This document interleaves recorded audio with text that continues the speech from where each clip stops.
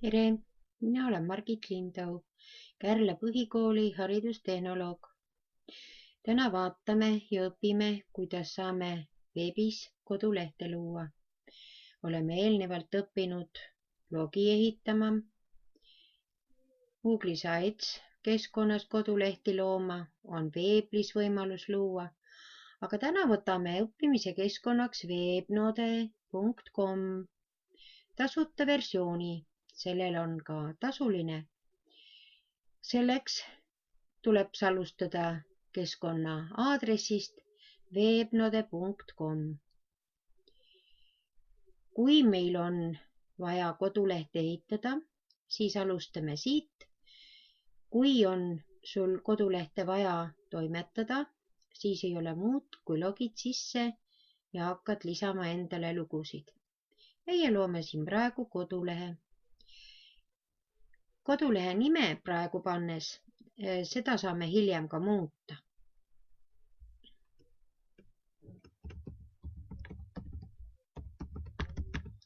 Harjutamiseks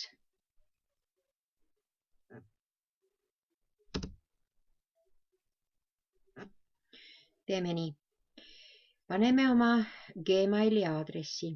Tasuta keskkond lubab kuni 10 kodulehte luua. Siis pead lihtsalt kasutama mõnda teist Gmaili aadressi.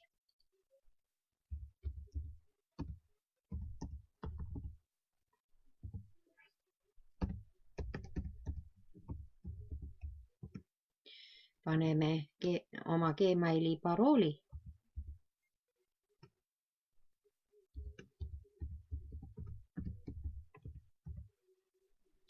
Loome lehe.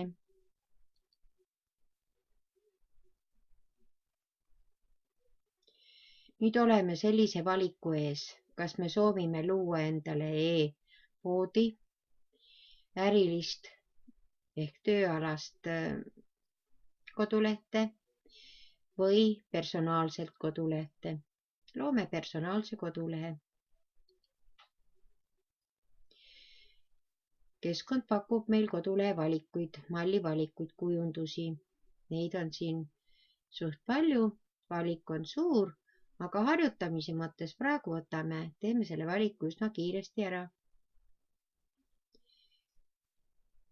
Soovitan ainult jälgida ja mõelda enda kodulehe peale, kui mahukas see koduleht sul tuleb. Kui koduleht on väga mahukas, temal tuleb lehti palju, siis ei soovita ma võtta horisontaalset menüüd. Ta mahutab siin ära suht vähe neid lehti ja sellisel juhul võib sul lihtsalt kaotsi minna. Soovitan kindluse mõttes valida endal vertikaalse menüü valiku, aga et me teeme siin oma valiku kiiremini, aktiveerime selle keskkonna. Siin oligi see parandamise võimalus.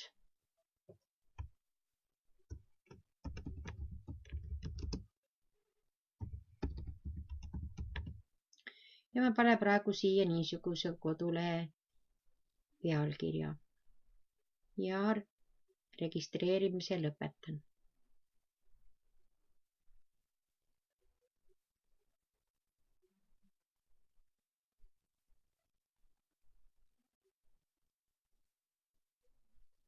Hetkel on meil see keskkond nähtav ingliskeelne ja siis selle omakeelseks, eestikeelseks muutmisega meie siin täna tegelemegi. Tutvustan teile selle keskkonna tööriista riba ehk menüüd. Settings nupu alt, need on tööriistad, kus me saame muuta pealkirja ehk päist. Teeme siis selle praegu ära. Nagu te näete, et meil on vaja siin muuta. Võtame selle nulli lõpust ära. Siin me saame seda pealkirja hoida nähtavana. Küll aga kui me soovime pilti panna, siis kahte nagu ta korraga ei anna. Võime siis peita selle sõnalise pealkirja ja lisada siia üks väikene pilt. Nagu näete, siin väike logo. Siin on koht moto jaoks. Meie siin rohkem ei muuda. Panen OK. On meie pealkiri ilusasti korrektne. Nii. Räägime veel menüüst. Settings nupu alt võtame nüüd kodulehe jaluse. See on see, mis on kodulehe all. See näitab meil nagu kodulehe autoriõigust. Kui sina oled seda ise teinud ja see on sinule kindlatel otstarbeks, siis panedki siia, et need õigused on kaitstud. Võid ka eesti keeles kirjutada. Kõik õigused kaitstud.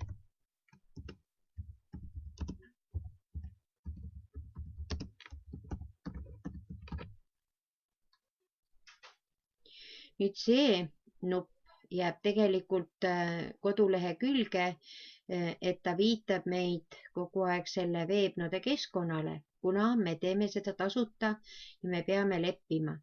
Need on rahulikud, siin ei ole meil häirivat midagi. Meil on nüüd kontaktid. Kontaktide koha pealt me saame selle endal ka muuta.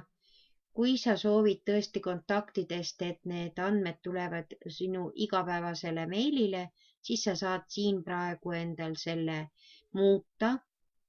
Selle meiliaadressi panin selleks, et uues keskkonnas kodulehte teha. Aga kui ma soovin, et info tagasisideleht tuleb minu isiklikule meilile, saan panna ja nii ta siis sobib. Hetkel ma ei ole muutnud siin midagi. Nii, kontaktid on meil esilehel tulemas. Meil on järjekorras võtta. Nii. Keele muutmist me praegu nii siit ei tee. Saame siit nüüd põhja muutmist teha. Hetkel seda ei võta, kujundust saame siin muuta. Siin me saame lisada faile ja lehti. Siin me seda ei tee, sest me oleme alles esimesel lehel. Selle juurde me tuleme hiljem, kuidas seda siin muuta. Koduleht annab nagu pollide leht niisugustele küsitlustele võimaluse. Veel fotogalerii loomiseks, siin juba on endal juba kaasas. Siis ta annab meil luua küsitlusi selles keskkonnas ja uute lehtede, lihtsate lehtede lisamine. See nupp on selleks, et kustutada antud seda lehte, kus sa just praegu siis oled. Tavaliselt esilehte ikka ei kustutata. Properties on see võimalus annab, kus me saame ta muuta eestikeelseks. Panen eestikeelse. Siin ta näitab ka, kuhu ta meil jääb, aga kuna meil on esilehega tegemist, siis seda valikut meil ei ole. Kinnitan OK-ga. Ja OK ei ole veel see, et koduleht ja need muudatused on avalikud. Avalikuks muutuvad meie muudatused siis, kui me publitseerime ehk avalikustame. Ta suunab meil meie suhtluskeskkondadesse. Läheme siit üle. Vaatame, tasuta keskkonnal siin meil seda võimalust ei anta. See nüüd on layout kodulehe lehtede kaupa ehk et artiklite paigutus. Saame võtta, meil on praegu siin niisugune paigutus. Me saame võtta teda kaheveeruna. Me saame võtta siit niimoodi. Aga me võime ta kohe ka ära muuta. esimese lehe ma muudan nii. Nii, nüüd on muutmine näha, kus ta meil avaldub. Selline paigutus on mugavam, mõnusam kodulehe külastaja jaoks. Ta on meil pigem lai ja horisontaalne, teksti mahub rohkem lugema. Publitseerime ära.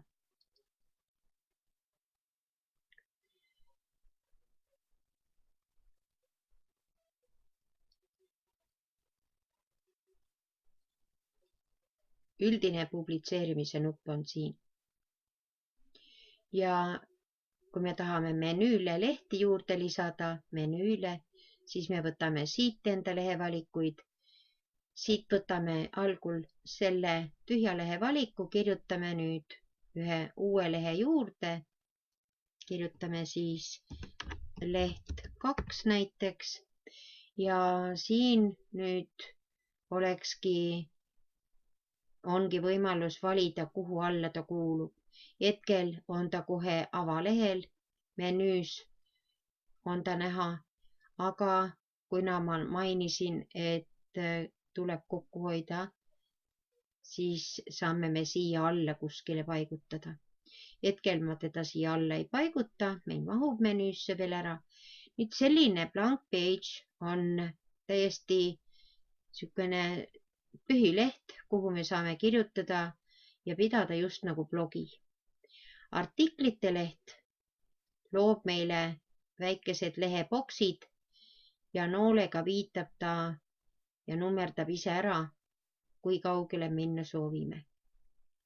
Fotogalerii kordavad küsimused, tagasiside ja niisugune nimistu.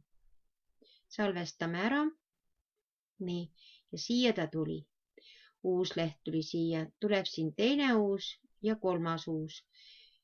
Neljandat uut just nagu ei saaks, just nagu ei mahuks. Publitseerin siit ülevalt nupust ka veel ära, et muudatused on meil siin olemas. Kuna ma ütlesin, et me võtsime selle blank page, siis see näeb meil välja nii. Me saame siia sellele lehele kohe kirjutama hakata ja teeme selle harjutamise mõttes ära. Edit nupu peal annab ta meil võimaluse. Nii, on ta meil siin lahti. Saame nüüd korralikult uue lehe nime panna, mis ta nimeks siin meil on. Interaktiivsed harjutused. Enteriga alla. Ja nüüd siis annamegi lühidalt tutvustuseks, mis harjutused siia tulevad.